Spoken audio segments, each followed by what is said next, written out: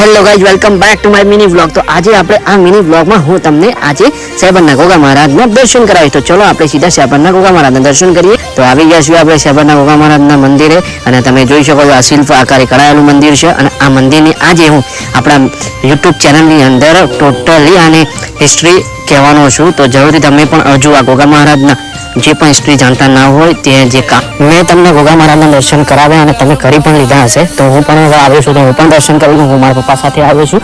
તો આ જે પણ હિસ્ટ્રી છે ગોગા મહારાજની અને પ્લસ વાણિયાની, તો આ જરૂરથી જે સ્ટોરી છે તમારે પણ સાંભળવી હોય તો તમે આપણી યુટ્યુબ ચેનલ મહેસાણા દેશી પાઘડી તો એની અંદર જઈને તમે જોઈ લો અને સાંભળી પણ લો। હજુ પણ તમે તો આજે સેબર નગરીની અંદર પહેલાં સેબર નગરી હતી, અત્યારે સેબર ગામ છે, એની અંદર ગોગા મહારાજ બિરાજમાન કઈ રીતના થયા છે એ બધું તમને આપણા યુટ્યુબ ચેનલ મહેસાણા દેશી પાઘડી ચેનલની અંદર બ્લોગની અંદર તમને ખ્યાલ આવી જ જશે। તો જરૂરથી તમે જય ગોગા મહારાજ લખવાનું ભૂલતા નહીં અને